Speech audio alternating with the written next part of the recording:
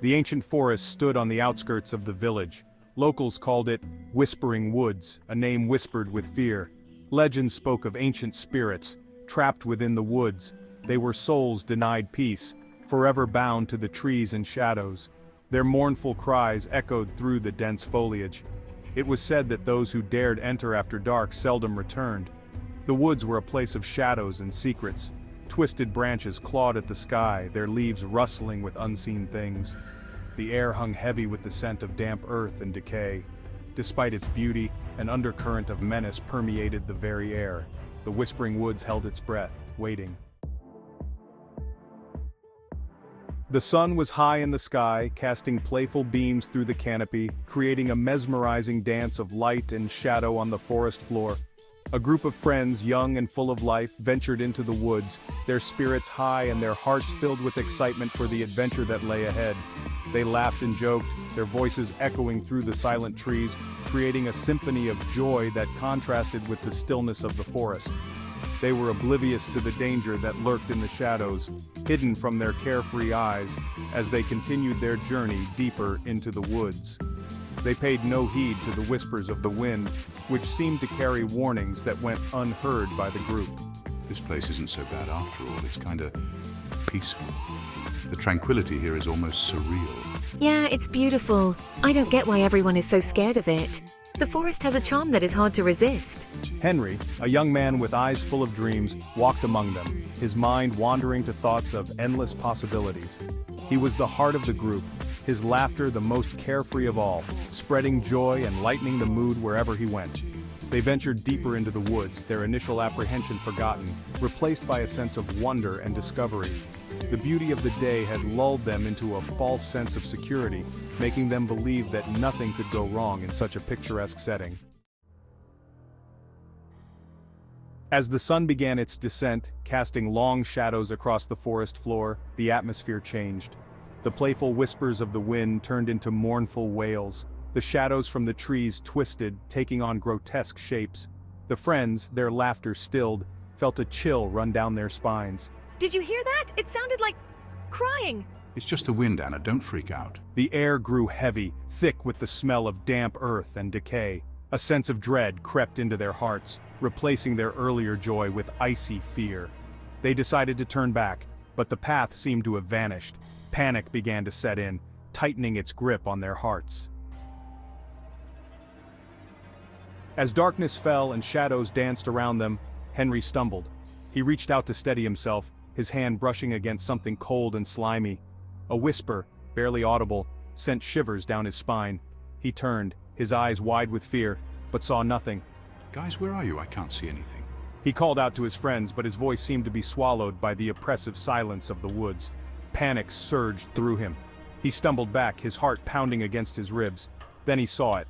A swirling mist, tinged with an unnatural green light, rising from the base of a gnarled oak.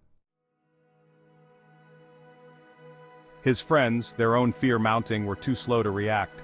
The swirling mist shot out tendrils of vapor, cold and insubstantial, yet impossibly strong.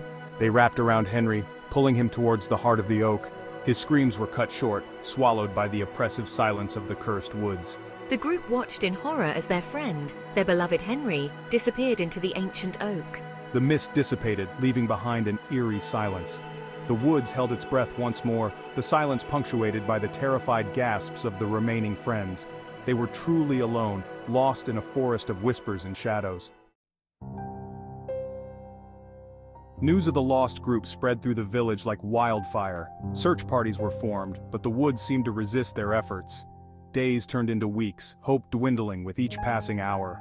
Henry's family, their faces etched with grief and despair, refused to give up. They had heard the whispers, the legends of the Whispering Woods. They knew that their son was not dead, not in the conventional sense. His life force, they believed, was trapped within the cursed woods. Their only hope lay in finding someone who could navigate the ethereal realm, someone who could communicate with the spirits that haunted the woods. Their search led them to the outskirts of a distant town, to a solitary abbey perched atop a windswept hill. There, amidst ancient texts and the scent of incense, resided the master. He was a scholar of the arcane, a man who had dedicated his life to understanding the delicate balance between the world of the living and the realm of spirits. The master listened intently as Henry's parents recounted their tale. His eyes, though filled with wisdom and compassion, held a flicker of apprehension. He knew the legend of the Whispering Woods, knew the power that lay dormant within its shadowy depths. He knew that the path ahead was fraught with danger, but he also knew that he could not turn away from a family in need. The master agreed to help, but not before imparting a solemn warning. The spirits of the wronged are not inherently evil. They are trapped, their souls bound to the earth by their pain and anger. He explained, his voice a low rumble that seemed to echo the rustling of ancient leaves. We must approach them with compassion, not fear. We must listen to their stories, understand their pain. Only then can we hope to bring them peace and release the soul that is bound to them. Under the pale glow of a waning moon, the master led the procession into the Whispering Woods. He carried with him an ancient book, its pages filled with arcane symbols and incantations. He moved with a calm assurance, his steps measured, his gaze fixed on the heart of the cursed woods. He stopped before the gnarled oak, its branches twisted and gnarled like the limbs of a tormented beast. The air around them grew heavy, the silence broken only by the mournful sobs of the wind. The master began to chant, his voice low and resonant, weaving words of power and compassion. The woods seemed to stir in response, as if whispering secrets to those who would listen. Shadows shifting and coalescing, taking on vaguely human forms, dancing in the twilight. The air grew thick with the scent of damp earth and decaying leaves, a reminder of the cycle of life and death. A tangible manifestation of the sorrow and anger that clung to the woods, as if the forest itself was mourning. The master stood still, his eyes closed, feeling the weight of the forest's emotions. The master continued to chant, his voice unwavering, a beacon of hope in the heart of despair. He spoke of forgiveness, of letting go of the burdens that weighed them down, of the futility of holding on to past grievances and the freedom that comes with release. He spoke of the peace that awaited them in the afterlife, a place where pain and sorrow could no longer reach them. If only they could let go of their pain, they would find solace and serenity. A single tear fell, a symbol of the release that was beginning to take hold. Slowly, as if a weight was being lifted, the air began to clear. The mist that had shrouded the forest started to dissipate. The sobs of the wind subsided, replaced by an almost imperceptible sigh, as if the woods themselves were breathing a collective sigh of relief. The forest, once heavy with sorrow, now seemed to exhale, embracing a newfound peace. One by one, the shadowy figures stepped forward, drawn to the master's words of peace. Each step they took was hesitant, as if they were unsure of the path ahead, but the master's presence gave them a sense of calm and purpose. They were spirits, their forms translucent and shimmering, their faces etched with the pain of their past lives. The forest seemed to echo with their silent cries, a testament to the suffering they had endured. They recounted their tales of betrayal, of injustice, of the anger and sorrow that had kept them tethered to the earth. Each story was a thread in a tapestry of grief, woven with the memories of lives cut short and dreams unfulfilled. The master listened with a compassionate heart, offering words of solace and understanding. Your pain is real, but it does not define you, he said, his voice a beacon of hope in the darkness. Henry was among them. His presence was a stark reminder of the fragility of life and the enduring power of love and loss. He looked at his parents, his eyes filled not with accusation but with a profound sadness. It was a sadness that spoke of missed opportunities and unspoken words, a longing for the life he could no longer live.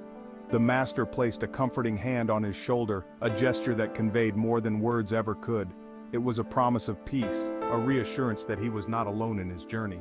It is time to let go, the master said softly, his words a gentle nudge toward acceptance and release. He said, his voice gentle yet firm. The forest seemed to hold its breath as if waiting for the moment of release. And with a final sigh, Henry faded from view, his soul finally released from the confines of the cursed woods. The air around them seemed to lighten, as if a great weight had been lifted. The master led Henry's parents out of the woods, the first rays of dawn painting the sky with hues of hope and renewal. The forest, once a place of sorrow, now seemed to whisper promises of new beginnings. They carried with them a heavy heart, but also a sense of peace, knowing that their son was finally at rest. Their steps were slow, but there was a newfound lightness in their gait. The Whispering Woods remained, shrouded in its ancient mystery, but its grip on the village had loosened. The villagers could feel the change, a subtle shift in the air that spoke of healing and reconciliation. The villagers had learned a valuable lesson that day, a lesson about the importance of respecting the delicate balance between the world of the living and the realm of the dead. They understood that the spirits were not to be feared, but to be honored and remembered.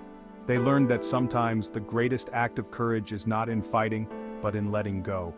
It was a lesson that would stay with them, a reminder of the power of compassion and the enduring strength of the human spirit.